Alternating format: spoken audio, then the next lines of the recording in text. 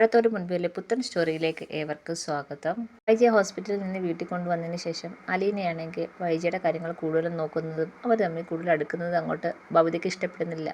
ആ സ്റ്റോറിയാണ് പറയാൻ പോകുന്നത്. എല്ലാവർക്കും ഇഷ്ടപ്പെടുവാണെങ്കിൽ സബ്സ്ക്രൈബ് ചെയ്യണേ, അതുപോലെ തന്നെ ലൈക്ക് ചെയ്യണേ, സപ്പോർട്ട് ചെയ്യണേ. വൈജയാണെങ്കിൽ ഹോസ്പിറ്റലിൽ നിന്ന് ഡിസ്ചാർജായി. വൈജയെ എങ്ങോട്ട് കൊണ്ടുപോകുന്നുള്ള ഒരു ചർച്ചയാണ് ഇപ്പം നടക്കുന്നത്. രാജീവും ദാസനും കൊല്ലപ്പള്ളിയിലേക്ക് കൊണ്ടുപോകാനാണ് പറയുന്നത്. അപ്പം കമലയ്ക്കാണെങ്കിൽ അതങ്ങോട്ട് പിടിക്കുന്നില്ല. കാരണം വീട്ടിലോട്ട് കൊണ്ടുവന്നു കഴിഞ്ഞാൽ കമല അവളെ വൈജിയെ നോക്കേണ്ട വരുമല്ലോ എന്നുള്ള കാര്യം കമലയ്ക്ക് നന്നായിട്ട് അറിയാം. അതുകൊണ്ട് തന്നെ കമലയ്ക്ക് വലിയ താല്പര്യമില്ല. പിന്നെ ഇപ്പം ശിവദാസനും അതുപോലെ തന്നെ രാജീവിനും അറിയാം അത് ബാലേന്ദ്രൻ്റെ മോളല്ല, അലീന വൈജയുടെ മോളാണെന്നുള്ള കാര്യം അറിയുകയും ചെയ്യാം. എന്നാലും കൊല്ലപ്പള്ളിയിലേക്ക് കൊണ്ടുപോകാൻ തന്നെ അവർ പറയുകയാണ്. വൈജയ്ക്കാണെങ്കിൽ കടപ്പാട്ടൂരിട്ട് പോകാൻ താല്പര്യവും ഇല്ല. പക്ഷേ വൈജയ്ക്കൊന്നും പറയാൻ പറ്റാത്തതുകൊണ്ട് വൈജ മിണ്ടാതെ തന്നെ കിടക്കുകയാണ്.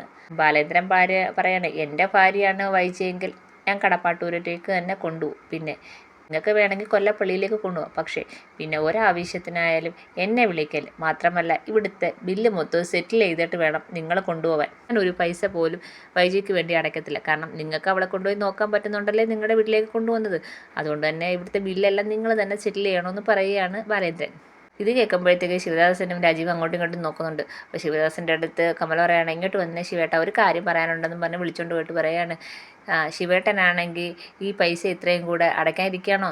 നല്ലൊരു എമൗണ്ട് ഉണ്ട്, നിങ്ങൾ അടച്ചു കഴിഞ്ഞാൽ കൂടത്തില്ല. നിങ്ങളെന്തിനാ അത് അടയ്ക്കാൻ പോകുന്നത്? ബാലേന്ദ്രൻ അടയ്ക്കട്ടെ. പിന്നെ വൈജയെ കടപ്പാട്ടൂരിലേക്ക് കൊണ്ടുപോകുന്നെങ്കിൽ കൊണ്ടുപോട്ടെ, അതല്ലേ നല്ലത്. അവിടെ അലീനയുണ്ട്. അലീനയാണെങ്കിൽ ഒരു പേഷ്യൻറ്റിനെ എങ്ങനെ നോക്കണമെന്ന് അവൾക്ക് നന്നായിട്ട് അറിയാം. പിന്നെ അവിടെ കൊണ്ടുവന്നാൽ ഇപ്പം അമ്മയും അവിടെ കിടക്കുകയല്ലേ, അമ്മയെ തന്നെ ഞാനല്ലേ നോക്കുന്നത്. ഇനി വൈജയും കൂടെ കൊണ്ടുവന്നാൽ എന്തു ചെയ്യും? രണ്ടുപേരെയും കൂടെ ആകുമ്പോൾ എനിക്ക് പാടല്ലേ ശിവേട്ട.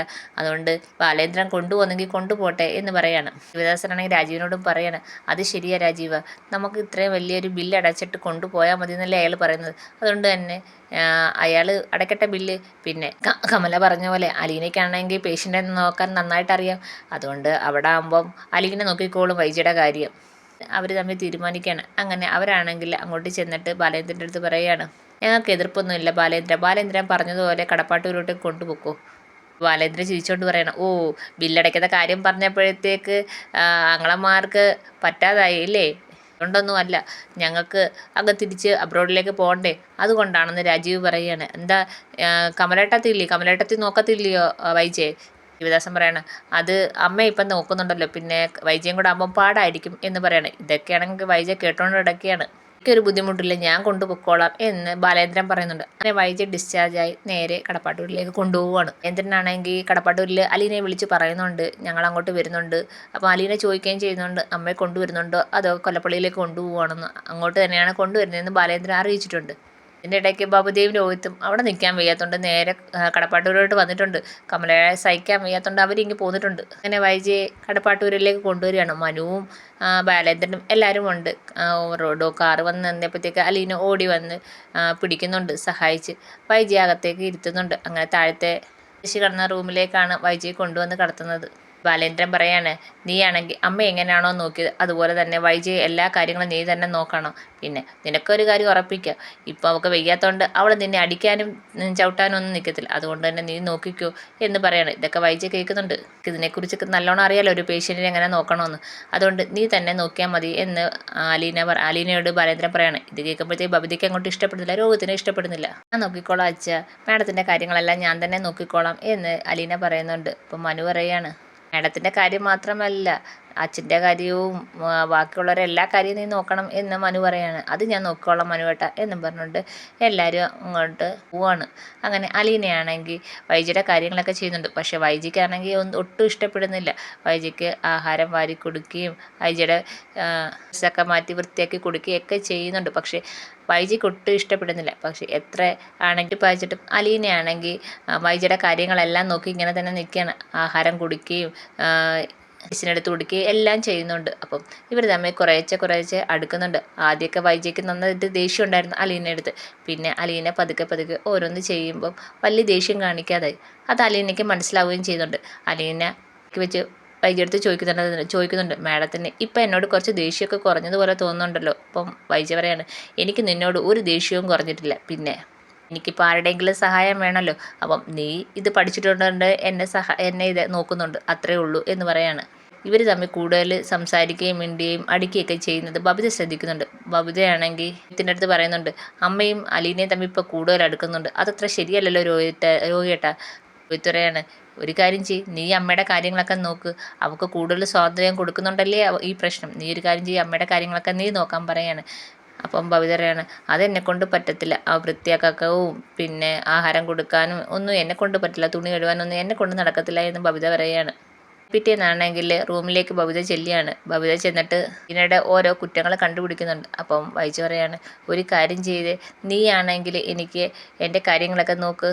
അപ്പോൾ അങ്ങോട്ടത്തേക്ക് അലീന ഫുഡും എടുത്തുകൊണ്ട് വരികയായിരുന്നു. അപ്പോൾ അലീന എടുത്ത് അലീനെ അതങ്ങ് ബബിതയിലേക്ക് കൊടുത്ത് അത് അവൾ കൊരുത്തരും എന്ന് പറയണം. അതെന്നെ കൊണ്ട് പറ്റത്തില്ല അമ്മേ. അതെന്താ നിന്നെക്കൊണ്ട് പറ്റാത്ത? എനിക്ക് വയ്യാതാവും, നീയല്ലേ നോക്കണ്ടേ എന്ന് വൈജു ചോദിക്കുകയാണ്. അല്ലമ്മേ, എനിക്കിതൊന്നും കൂടുതൽ അറിയത്തില്ല, അലീനയ്ക്കാകുമ്പോൾ കാര്യങ്ങളൊക്കെ അറിയാലോ, അതുകൊണ്ട് അവൾ ചെയ്യട്ടെ എന്ന് ഞാൻ പറഞ്ഞത്. പിന്നെ അച്ഛൻ പൈസ കൊടുത്ത് ഇവളെ നിർത്തിയേക്കുന്ന വെറുതെ ഒന്നും അല്ലല്ലോ, കാശ് കൊടുത്ത് നിർത്തിയേക്കുന്നത് അവളോട് ജോലി ചെയ്യണ്ടേ. കൃഷ്ണമോൾ അങ്ങോട്ടെന്ന് പറയുകയാണ്, അങ്ങനെ കാശ് കൊടുത്ത് നിർത്തിയേക്കാണെന്ന് ചേച്ചിയുടെ ആരാ പറഞ്ഞത്? അത് മാത്രമല്ല, സ്വന്തം അമ്മയുടെ കാര്യം നോക്കാൻ ആർക്ക് വേണമെങ്കിലും ചെയ്യാം, എനിക്കും ചെയ്യാം, ചേച്ചിക്കും ചെയ്യാം, രോഹിയേട്ടനും ചെയ്യാം. പിന്നെ എനിക്കാണെങ്കിൽ എന്നെക്കൊക്കെ നന്നായിട്ട് അലീന ചേച്ചി അമ്മയെ നോക്കുമെന്ന് അറിയാത്തത് കൊണ്ടാണ് ഞാൻ ഈ കാര്യത്തിൽ ഇടപെടാത്തതെന്ന് കൃഷ്ണമോൾ പറയാണ്. ഇത് എന്തോ നോക്കുന്നുണ്ട്, അവൾ അമ്മയ്ക്ക് ആഹാരം കൊടുക്കുന്നു, വൃത്തിയാക്കുന്നു, അതിൽ കൂടുതലൊന്നും ചെയ്യുന്നില്ലല്ലോ. നമ്മൾ അങ്ങനെയാണെങ്കിൽ ചേച്ചി നാളെ മുതൽ എന്ന് പറയുകയാണ്. കൊണ്ടങ്ങും പറ്റത്തില്ല എന്ന് പറയാണ്. വൈജു നിന്നെ കൊണ്ട് പറ്റത്തില്ലെങ്കിൽ നീ എന്തിനാ ഇതൊക്കെ വന്ന് ഇവിടെ വന്ന് പറയുന്നത്? അലീനെ ഇപ്പം ചെയ്യുന്നുണ്ടല്ലോ, പിന്നെ അലേന്ദ്രൻ എന്നെ നോക്കാനല്ലേ അലീനെ നിർത്തിയേക്കുന്നത് എന്ന് വൈജ പറയാണ്. ചോദിക്കണം, അമ്മയ്ക്ക് എന്താ ഇപ്പോൾ ഒരു മാറ്റം? അലീനെ കുറ്റം പറയുമ്പോൾ അങ്ങോട്ട് ഇഷ്ടപ്പെടാത്ത പോലെ. വൈജ എനിക്ക് അവളെ കുറ്റം പറയുമ്പോൾ ഇഷ്ടപ്പെടാത്തതൊന്നും അല്ല, അവൾ എൻ്റെ കാര്യങ്ങൾ നോക്കുന്നു, നിങ്ങളാരും വന്ന് എൻ്റെ കാര്യങ്ങളൊന്നും അന്വേഷിക്കുകയോ ചോദിക്കുകയോ ചെയ്യുന്നില്ല. എന്നാൽ നിങ്ങൾക്ക് ആരെങ്കിലും ചെയ്തു തരാൻ പറഞ്ഞാൽ ആരും ചെയ്തു തരുന്നില്ല. അപ്പം എൻ്റെ കാര്യങ്ങളൊക്കെ ഇപ്പോൾ അവളാണ് നോക്കുന്നത്, അതുകൊണ്ട് പറഞ്ഞതേ ഉള്ളൂ. അവൾ ചെയ്യുന്ന കാര്യങ്ങളൊന്നും കുറ്റവും എനിക്ക് കണ്ടുപിടിക്കാൻ പറ്റുന്നില്ല, അത്രേ ഉള്ളൂ എന്ന് പറയാണ്. അപ്പോൾ അത് കേൾക്കുമ്പോഴത്തേക്ക് അലീനയ്ക്കൊരു സന്തോഷവും കൃഷ്ണമോക്കും സന്തോഷമാവുന്നുണ്ട്. എനിക്ക് കോളേജിൽ പോകണമെങ്കിൽ പോ ബബിതേ എന്നും പറഞ്ഞ് വൈജി അങ്ങ് കിടക്കുകയാണ്. അപ്പം ബബിത വന്നിട്ട് അലീനയുടെ അടുത്ത് പറയണം, നീ കൂടുതൽ ആളാവണ്ട, ഇപ്പം അമ്മയ്ക്ക് വയ്യാത്തത് കൊണ്ടാണ് നീ പറയുന്നതൊക്കെ അമ്മ കേൾക്കുന്നതും നിന്നോട് ഇച്ചിരി അടുപ്പൊക്കെ കാണിക്കുന്നത് എന്നും പറഞ്ഞ് നീ എൻ്റെ അമ്മയെ അധികാരം സ്ഥാപിക്കാമെന്നൊന്നും നീ വിചാരിക്കേണ്ട, പറഞ്ഞേക്കാം എന്ന് ബബിത പറയാണ്.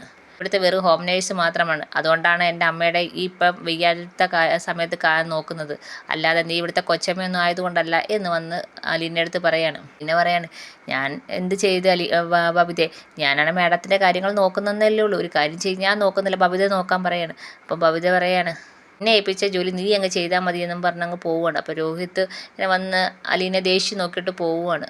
നമ്മൾ പറയാണ്, ചേച്ചി ഇതൊന്നും കണ്ട് വിഷമിക്കണ്ട, അത് ബബിത ചേച്ചിക്ക് കുശുമ്പ് കൊണ്ട് ചേച്ചിയും അമ്മയും കൂടെ കൂടുതൽ അടുക്കുന്നതായിട്ട് ബബിത ചേച്ചിക്ക് തോന്നുന്നു, അതിൻ്റെ ഒരു കുശുമ്പാണെന്ന് പറയാണ്. ഇത് കേൾക്കുമ്പോഴത്തേക്ക് അലീന ഇങ്ങനെ വൈജയെ നോക്കുകയാണ്. ഇതൊക്കെ കേൾക്കുന്നുണ്ട്, വൈജ കണ്ണടച്ചങ്ങ് കിടക്കുകയാണ്. ഇതൊക്കെയാണ് വിശേഷം. എല്ലാവർക്കും ഇഷ്ടപ്പെട്ടെങ്കിൽ സബ്സ്ക്രൈബ് ചെയ്യണേ, സപ്പോർട്ട് ചെയ്യണേ.